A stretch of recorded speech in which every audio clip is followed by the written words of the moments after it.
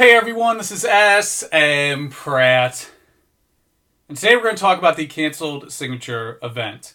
I really didn't want to do a video on this topic, but it got so out of hand I need to cover it. Let me start by saying I'm not going to be my normal smiley M. Pratt self. This is very disappointing. It's sad and somewhat heartbreaking. This was going to be a very exciting event for everybody. Literally everybody would have benefited from this. Collectors, the artists themselves, businesses.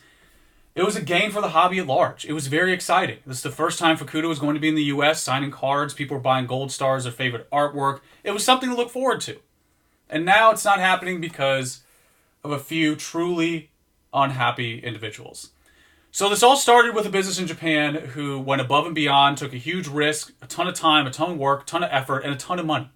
More money than any other previous Wii Flipper business was willing to pay. We're talking 5 figures minimum is what they were throwing around for these artists, just to get them to come here. And if you aren't aware, all signature events work the same way. You have a sponsor, a manager, a host, someone who sponsors these artists, and they're both financially compensated, whether that's directly through kickback from the signatures or someone pays out of pocket. However it is, both these individuals are compensated and they usually both turn a profit because surprisingly, at the end of the day, this is all time, effort, work, and that's how it all occurs. Whether it's Florida, Texas, Dubai, spin the globe, point anywhere on the map, travel the world like Carmen Sandiego, it's all true. It's always been this way. The only difference with this event is this business in Japan was willing to pay much more, so they outclassed these previous Wii Flipper businesses. So naturally, what these Wii Flipper businesses do, they message the artist directly and try to sabotage the event by saying, oh, hey, by the way, the people doing the business that I wish I had myself and would do the exact same way, they're going to profit from it. Oh yeah, that's right. They're going to take your signatures and make money from them. They're going to make money from this event, just like you are, just like I would. But they're doing the same thing, and somehow that's bad. So that's what happened. And because of all this noise and all the toxicity and why Pokemon can't have nice things, the negativity and the unhappy people successfully got what they wanted and ruined it for everybody. Now all the individuals who don't have a voice, who just heard about this word of mouth and were like, whoa, I'd love to get a card signed. All the casual collectors out there who just tune in and glance at whatever outlet it is and they're like, whoa, this is cool. I'm happy. I'm excited about this. Yeah, now for those hundreds of people, it's not a thing. So let's dig deep into this idea of profit and how it's painted as a bad thing or a bad idea, when in reality, it's the only reason why any of this happens. It's why you're here right now on a device that's profitable, on a website that's profitable, talking about a hobby that's profitable. Because if none of those things were profitable, they wouldn't exist because that's not sustainable. So when we're talking about the artist specifically, get ready for this mental gymnastics. The only reason Fukuda was willing to come here is entirely because of the money that he was being offered. The only reason these artists were willing to come here at all is entirely because of the profit they were going to make. That's it. There are no artists coming here in droves to sign cards for free. Ever. That's never a thing. They are always compensated. So, any artist that is here because of profit, getting upset that someone else is going to profit off of the cards, is the definition of a hypocrite. More specifically, those truly unhappy people who are messaging the artist, putting all this nefarious phrasing into their ear. It's so sad. It's just so sad. It's so sad. Like, how unhappy are you that you ruined an entire event that was going to benefit so many collectors? It was going to be money paid for the artist. And let me remind you that the guy in Japan, the business in Japan, the group in Japan that took this risk, didn't even care if they profited on this first one. I remember talking to them and they're like, yeah, I'm just excited to do this. It's a huge opportunity. You know, hopefully we could do more of this down the road. I don't even care if the first couple were in the red. It's unreal. It's unreal, the level of salt. It's unimaginable. But we've been here before. And I will never understand why Pokemon can't have nice things. I don't get it. I love Pokemon. I do a lot of hobbies. I do sports. I do magic. Why is it that Pokemon can't get it right? Why is it sports can do this? They can do signatures. How come Magic can do signatures? Why can't we have nice things? It doesn't make any sense. And, you know, speaking to this idea of profit, people are over here arguing about thousands of dollars when all this work they're doing is way more time and money and effort than what they're actually making, even if they are in the black. I'm going to throw you an example real quick from sports. I know a guy who spent $500,000 to get one prospect athlete to do signatures. Let me say that one more time, because there's a lot of zeros to count there. $500,000 for one athlete. We're not even talking Gretzky. We're not talking Michael Jordan. We're not talking Sidney Crosby and the proven all-stars. We're talking a guy who is a prospect. We're talking about practice. Like, we're talking about a dude right out of the gate who hasn't been proven yet. This person has taken a cowboy investment risk, throwing $500,000 at them just to get them to do an exclusive signature. That's what sports is talking about. Meanwhile, in Pokemon, we got guys who are so upset that a company is doing the same exact thing they are, but slightly better and with a little bit more money, from maybe a couple $1,000s to $10,000, and that just shouldn't happen because they can't get it. The definition of petulance. It's complete petulance. It's the classic, I'm going to take my ball and go home. That's it. That's what we're experiencing right now in this moment with this canceled event. And we've been here before. We've been here with Art Academy cards. I've experienced it with record sales. Hell, that Illustrator I did with Heritage, you had people trying to screw that up.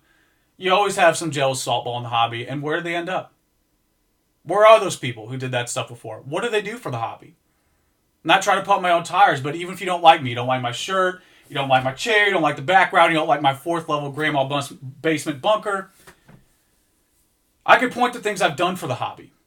I built a forum that has helped people, that has given information to people, whether you like me or not. Even this channel has helped people in some way. What I pioneered with PSA and SMR to really push for them to acknowledge Pokemon as a serious thing, to try and showcase that this hobby has people in it that are the same as any other market, any other hobby, any other thing in life. That's what Pokemon has. That's why I've always tried to process and always try to broadcast to people. And we're always met with this in Pokemon. I don't know why. I don't know why we just can't have nice things. What's the discernible problem here? That's one of the things I really want to talk about in this video is what is the discernible problem? You know, when you send a card to PSA, you have a before picture. It's got some whitening, and then it comes back with a crease, okay? Or even better, it's pristine, there's nothing wrong with it, and then has some chipping. You have the before and after, you're like, oh wait, there's a discernible problem here. You buy a box online, you get a picture of a box, discernible problem. You buy a booster pack online, you get some energy cards, that's a discernible problem. When you have toxic people in this hobby who can't identify a discernible problem, they do nothing for the hobby, and all they do is constantly spew negativity, they're the problem. They're the discernible problem. Again, when there isn't a discernible problem, they are the problem. That's what I always focus on. Whenever I see an issue, whenever I see a drama post, which, by the way, I don't have any social media, even my Instagram is like a ghost town. I get on there, drop a picture, get the hell out of there, because it's so much noise. Anybody can be anybody can say anything. And don't hear that as, oh, everything's bad. There are plenty of very nice, very good people, and I appreciate the work everyone does on those platforms to grow the hobby. Again, those objective things like E4 that helps the hobby. Say what you want to say about Bulbapedia, other YouTube channels, places like Leon Hart, Jay Witz. Even if you don't like their content, they help the hobby. There's a tangible thing they're doing that really genuinely helps grow the hobby. Okay? So when you have people that not only are just nothing but negativity, there's no discernible issue, but also, this is the thing that kills me every time this happens. Every time this happens, where you have some like petulant, pedantic, nothing thing, like some of the most reputable people doing some of the most reputable stuff that gets teared down by negativity. Where are these white knights when there's actual problems? Where are they at? Where are the droves of clanking armor when there are scams happening? Fake cards, mystery boxes, raffles, go down the line of things that have a much more, Shade City element to them, that have a higher risk of problems, or things that are just inherently problematic, Where are the droves of white knights in those moments? Saving the day, saving the community, doing it for the community, #PokeCommunity. Where are they at? Because I don't see them. The people I do see doing that, the people on E4. Those are the people I see doing it. The people running these events. The established, reputable people are the ones who keep things established and reputable. Not the fringe people who are just chirping all the time, that are just completely irrelevant, and the only reason they stay relevant is because they're chirping. And to give you guys a pro tip, I think a lot of people don't understand, like some of my favorite people in this hobby, they might spend maybe $100 a month.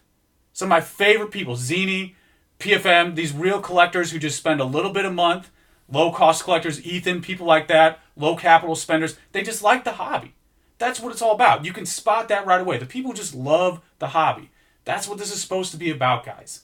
That's what we're supposed to be doing here, is talking about the hobby, enjoying the hobby, getting these unprecedented artist over here to do unprecedented signatures so everyone can enjoy this. That's what it's supposed to be.